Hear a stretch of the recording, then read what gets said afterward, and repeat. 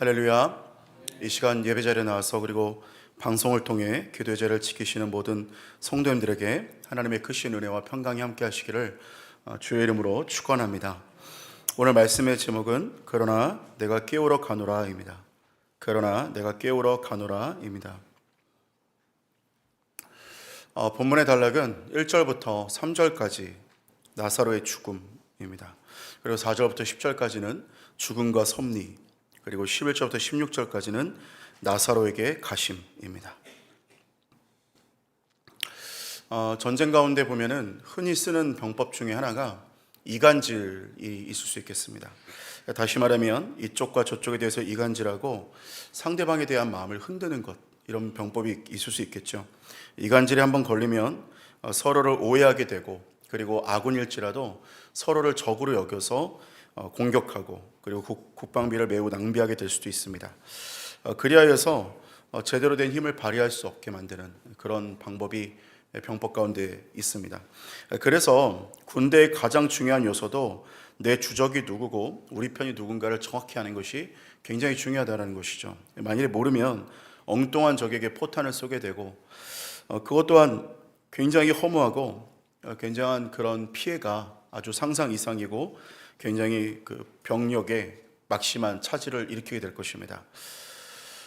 우리의 신앙생활 가운데도 굉장히 고민스러울 때가 가끔씩 있습니다. 그래서 하나님에 대해서 우리가 오해하고, 마귀가 주는 이간질에 대해서 하나님에 대해서 우리가 잘못 생각하고, 그리고 우리가 신앙생활에 대해서 좀 더 비효율적으로 신앙생활을 하게 되는 경향이 있을 수가 있습니다. 왜 그러느냐면 우리가 신앙생활 가운데 고민을 느끼고, 또 우리가 이간질을 겪게 되며 하나님과 관계가 멀어지고 우리가 스스로 하나님을 오해하게 되는 그 방법 가운데 하나는 하나님의 일하시는 방식이 우리 인간의 기대와 사뭇 다를 때가 있기 때문에 그렇습니다. 예를 들어서 우리는 굉장히 빠른 시간 내에 무엇인가를 완수하고 싶어 합니다. 특별히 한국은 좀 더 기도응답도 좀 빠르게 받았으면 좋겠고, 모든 것 가운데 좀 빨랐으면 좋겠는 민족 아니겠습니까? 그래서 제가 이렇게 보니까, 외국 나가서 보니까 한국은 국제번호도 8위가 먼저 시작이 되더라고요. 그러니까 빨리.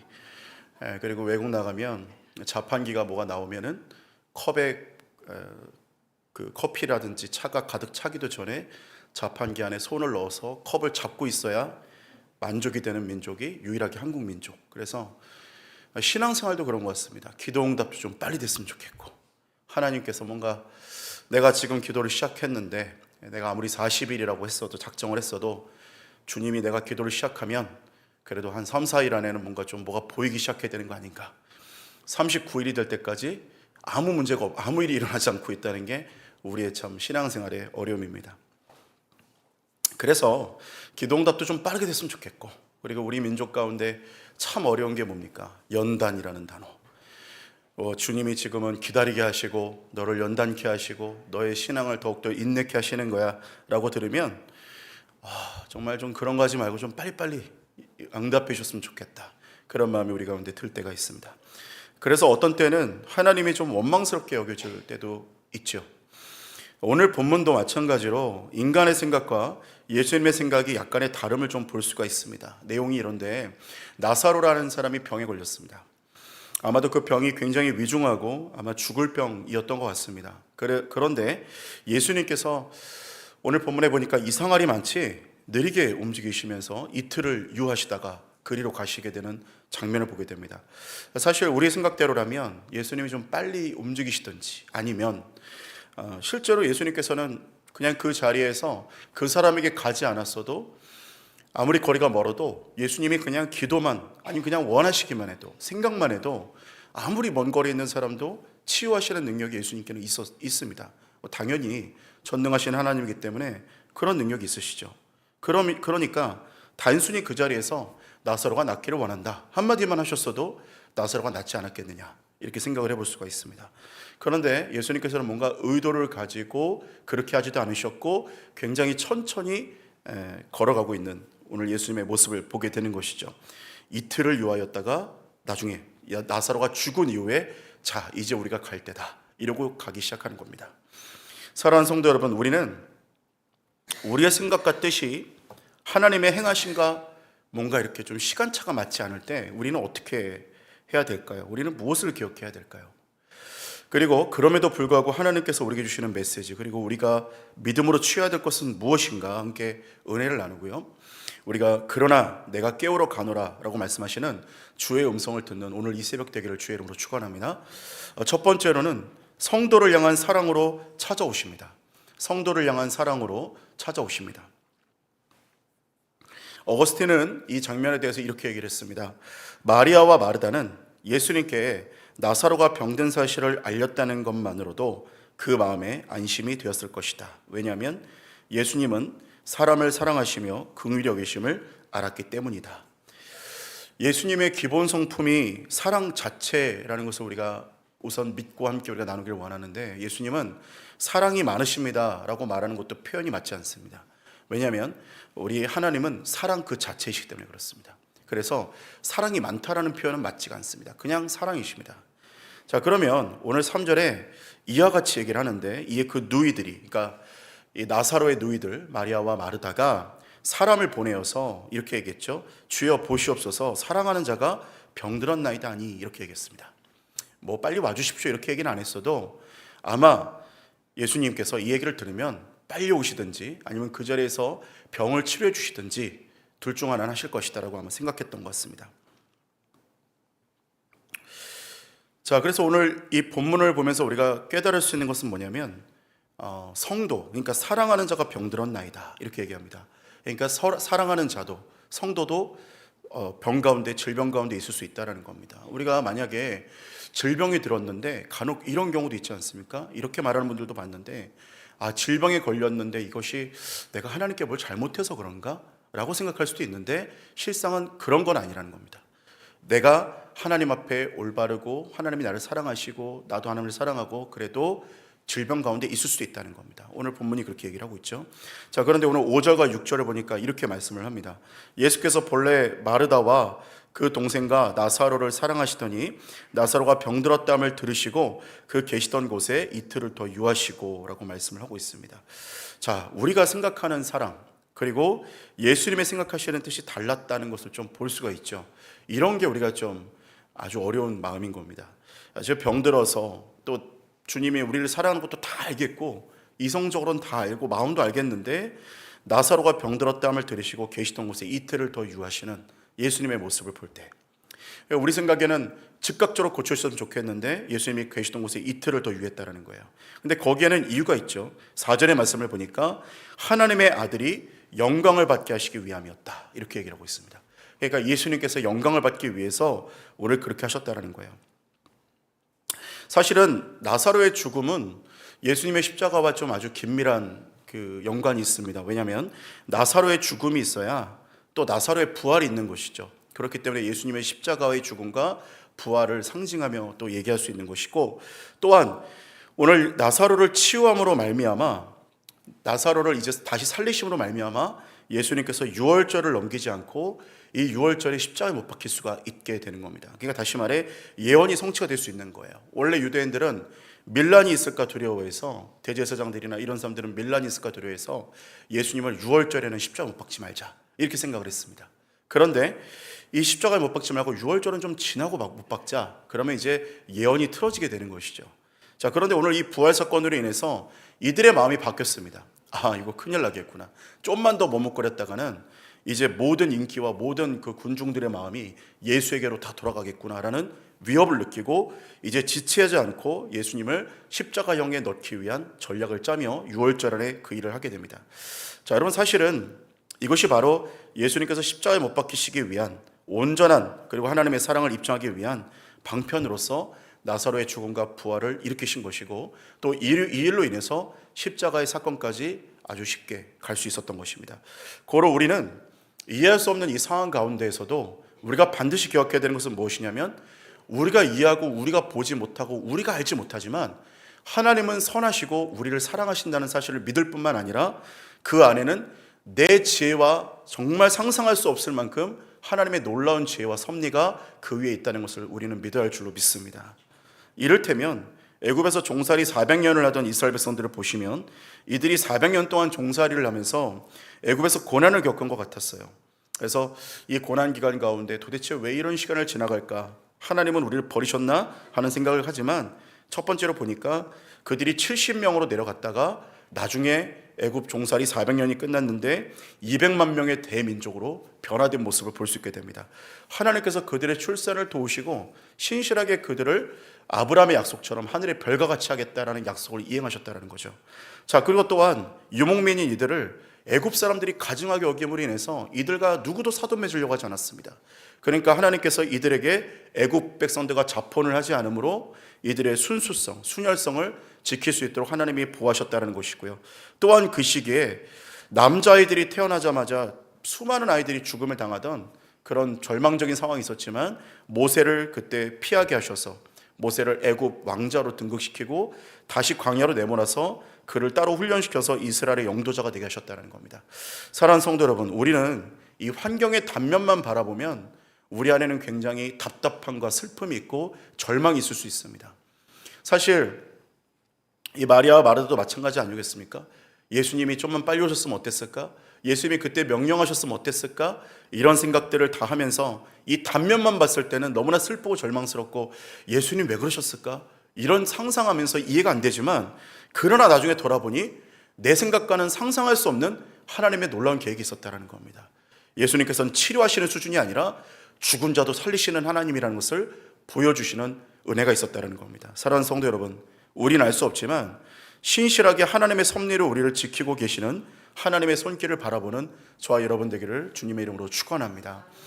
두 번째로는 성도를 더욱 믿음의 자리로 인도하십니다. 성도를 더욱 믿음의 자리로 인도하십니다. 예수님은 그 무엇보다 성도들의 믿음을 키우기를 원하십니다. 히브리서 11장 6절에 보니까 믿음을 얼마나 중요하게 여기시냐면 믿음이 없이는 기쁘시게 하지 못하나니 하나님께 나아가는 자는 반드시 그가 계신 것과 또한 그가 자기를 찾는 자들에게 상 주시는 이 시험을 믿어야 할지니라 이렇게 말합니다. 그러니까 믿음이 없으면 아무것도 아니라는 겁니다. 우리 성도에게 하나님께서 가장 원하시는 것은 바로 믿음입니다. 얼마나 재산이 있니? 얼마나 업적이 있니?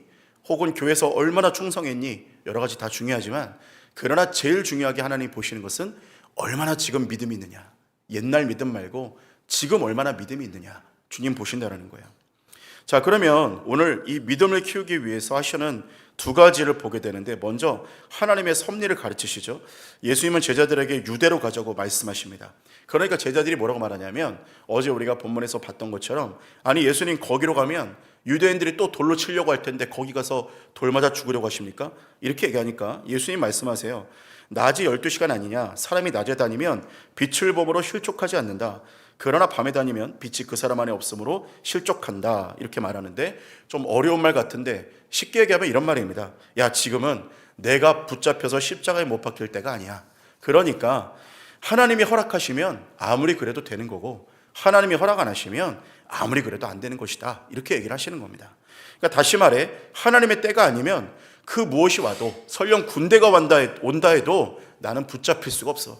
그런데 하나님과 때가 되면 나는 스스로 십자가에 못 박히기 위해 나는 내 발로 갈 것이다. 이렇게 말씀을 하는 거예요. 여러분 우리도 마찬가지 아니겠습니까? 오늘 마찬가지로 우리의 노력과 의지만으로는 안 되는 것들이 너무나 많다는 겁니다. 중요한 것은 내게 지금 행하시는 하나님의 뜻이 어디 있는가를 분별하는 영적인 감각이 더 중요하다는 거예요. 어떤 때는 내가 뭔가 의지로서 노력으로서 뭔가 이 일을 꼭 이루어야지 하고 하는 때가 있지만 어떤 때는 하나님이 그게 아니라고 말할 때가 있다는 겁니다. 그럼 오히려 그럴 때는 내가 노력하고 의지하는 것을 잠깐 멈추고 하나님의 그 계획이 어디에 있는가를 바라보는 영적인 감각이 더 중요할 때가 있다는 겁니다. 또 한 가지는 13절과 14절을 보니까 이렇게 말하는데 이에 예수께서 밝히 이르시되 나사로가 죽었느니라 내가 거기 있지 아니한 것을 너희를 위하여 기뻐하노니 이는 너희로 믿게 하려 함이라 그러나 그에게로 가자 하시니 이렇게 말합니다. 여러분 오늘 본문을 보니까 자칫 오해가 될 수 있습니다. 뭐라고 말씀하세요? 13절에 보니까 나사로가 죽었다 이렇게 얘기하면서 내가 거기 있지 아니한 것을 기뻐한다 이렇게 얘기합니다. 그러니까 여기까지만 들으면 이게 지금 무슨 소린가 싶은데 오늘 무엇을 위해 기뻐하냐? 너희로 인하여 기뻐한다 이렇게 얘기하고 있습니다. 그러니까 다시 말해 그 이유는 뒤로 보니 이는 너희로 믿게 하려 함이다 이렇게 얘기하고 있어요. 그러니까 어떠한 상황과 환경에 대한 결말을 우리가 항상 이것과 연결을 시켜야 됩니다. 우리의 모든 상황과 환경 가운데 연결되는 그 모든 결말을 이것과 연결시켜야 되는데 바로 하나님께서는 이러한 결말을 원하세요. 무엇이냐면 하나님은 우리의 믿음을 강화시키는 것에 목적이 있으시다라는 겁니다. 그러니까 모든 상황과 환경을 볼 때의 해석을 어떻게 해야 되냐면 하나님은 내 믿음이 강해지는 것을 원하신다. 중국 내륙의 선교의 아버지인 허드슨 테일러는 선교 가운데 끝없이 선교에 대한 자금 그리고 여러 가지의 선교에 대한 막힘에 인해서 굉장히 기도하고 어렵고 힘든 마음 가운데 더욱더 기도하고 성경에 매진했습니다. 그래서 하나님의 뜻에 대해서 얼마나 더 연구했는지 모릅니다. 그러다가 요한복음 15장의 말씀을 보면서 나는 포도나무고 너희는 가지고 너희가 내 안에 너희가 가면 이 말씀을 묵상을 하는데 도대체 하나님 주님과의 연합이 무엇입니까? 자신의 상황의 어려움을 영적인 기품으로 들어가니까 주님과의 연합이 무엇입니까? 하다가 나중에 그의 책에서 보니 주님과의 연합이 바로 이런 것이구나 라면서 그가 자기의 무릎을 탁 치게 되는 것이죠. 그러면서 그가 개인적으로는 선교의 결실, 중국 내륙 선교에 대한 그 길을 여는 결실이 있었지만 그것보다 더욱 값진 것은 자신 안에 있는 영적인 결실이 더 값졌다라는 거예요. 여러분, 우리도 보면 이 상황을 통해 하나님께서 이루어 주셨다라는 간증도 중요하죠. 하나님이 이렇게 기도했더니 이렇게 응답해 주셨습니다. 여러분, 이러한 일들이 있기를 축원합니다. 이렇게 기도했더니 정말 자녀에게 이러한 대학에 합격의 은혜가 있었습니다. 이렇게 취직에 대해서 기도했더니 직장의 문이 열렸습니다. 재정을 위해서 기도했더니 재정의 문이 열렸습니다. 중요한 간증입니다. 그런데 더 중요한 간증은 무엇이냐면 이것을 통해 내가 하나님을 알게 되었습니다. 하나님을 더 믿게 되었습니다. 하나님은 정말 신실한 분이십니다. 여러분, 이것이 하나님이 정말 우리에게 원하는 것이라는 것이에요. 여러분, 아브라함에게 100세의 죽은 몸과 같고 그리고 자신의 아내 사라는 90세에 또 동일하게 경수가 끊어진 그 몸에 그제서야 아들을 주셨습니다. 이유가 무엇이겠어요? 그들로 하여금 아들을 주고 싶으셨던 것보다 더 주고 싶으셨던 것은 하나님의 전능하심과 선하심과 그들의 하나님을 향한 믿음을 더 키우기 위함이셨다는 거예요. 나중에 아브라함이 이삭을 바치려고 할 때 성경이 뭐라고 말하냐면 아브라함이 이삭을 죽여도 그 이삭을 죽은 자 가운데 다시 살리실 것을 아브라함은 믿었다. 그렇기 때문에 창세기 22장처럼 모리아산으로 이삭을 데려갈 수 있었다라고 성경은 얘기하고 있다는 거예요. 사랑하는 성도 여러분, 오늘 주님은 우리에게 신실하게 역사하시는데 오늘 다시 한 번 더 우리가 오늘 마르다와 마리아처럼 이런 질문이 우리에게 던져질 수 있습니다.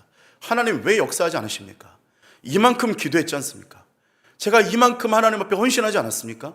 이 문제를 위해서 이 정도 기도했으면 이제는 좀 뭐라도 돼야 되는 거 아닙니까? 라고 기도하는 그 질문이 던져진다면 이제는 그 질문을 좀 바꿔서 기도할 필요가 있다는 겁니다. 어떻게 바꿔서 기도해야 되겠습니까? 주님, 나의 믿음 없음을 용서하시고 내게 믿음을 더하여 주시옵소서.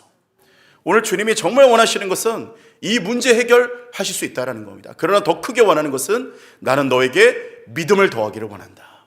네가 믿음이 더 커지기를 원한다고 주님 말씀하시는 거예요. 여러분, 오늘도 이 한 날이 우리의 기도 응답도 중요하지만 주님이 더 원하시는 믿음 가운데 나아가는 은혜가 있기를 주의 이름으로 축원합니다.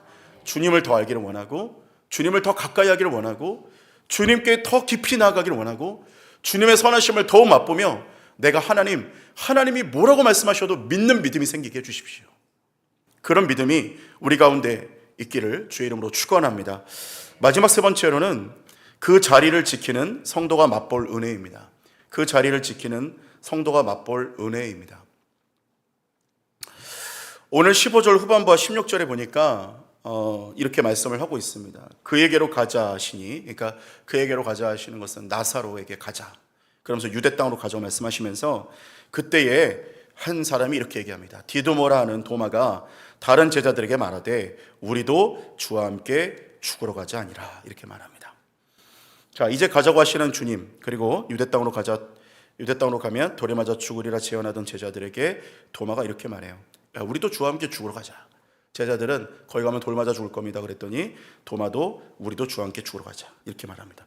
저는 이 도마를 볼 때 참 재밌었습니다. 왜냐하면 이 뭔가 긍정인 것 같기도 하고 부정인 것 같기도 한 좀 묘한 모습입니다. 지금 예수님이 사실 죽으러 가자고 하신 게 아니지 않습니까?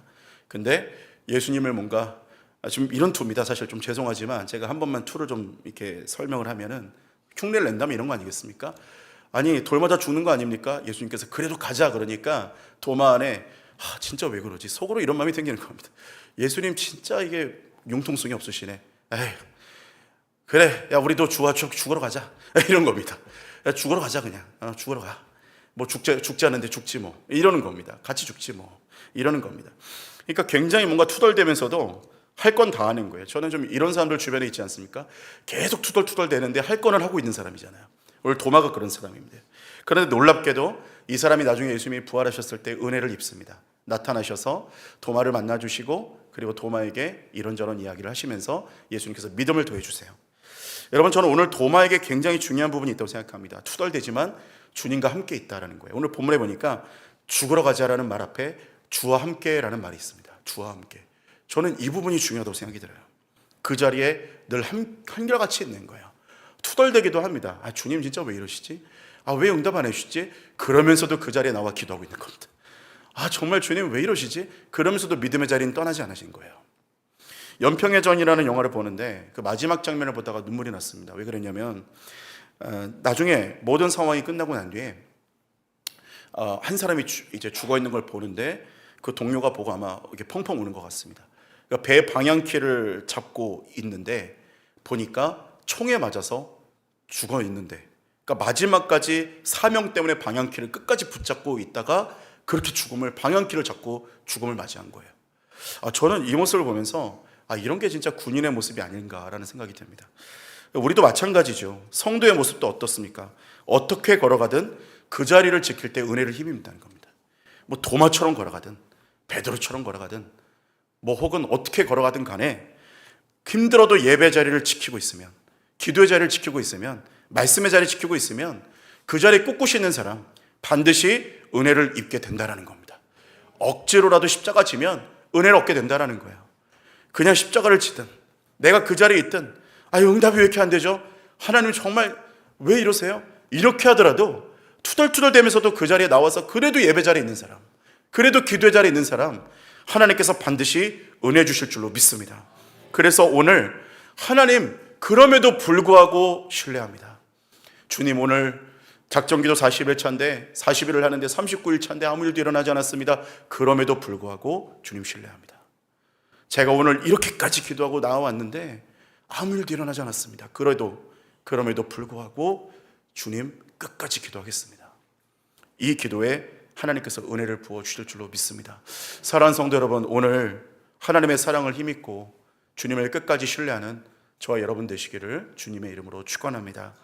기도하겠습니다. 사랑의 아버지 하나님, 우리를 인도하여 주시고 붙들어 주시는 하나님의 은혜에 감사를 드립니다. 오늘 우리의 생각으로 이해되지 않고 우리의 마음으로 이해되지 않는다 할지라도 하나님을 향한 신뢰를 버리지 않게 하여 주시옵시고, 내가 서 있는 이 자리 떠나지 않고 끝까지 그 자리를 지켜서 주님 앞에 나아갈 수 있는 은혜 허락하여 주시옵소서. 때가 되면 이루시고 주님의 선하신 때가 되면 내가 생각했던 때보다 더 값진 은혜 허락하여 주실 줄로 믿습니다. 능력 더하여 주시고 우리에게 믿음을 더하여 주시옵소서. 오늘 귀한 예물 드린 손길들이 있습니다. 예물 올려드린 모든 성도님들마다 은혜를 허락하여 주시옵시고 하늘에 실려온 은혜 땅에 기름진 복으로 충만하여지는 역사가 있게 하여 주시옵소서. 감사드리며 살아계신 예수님의 이름으로 기도합니다. 아멘.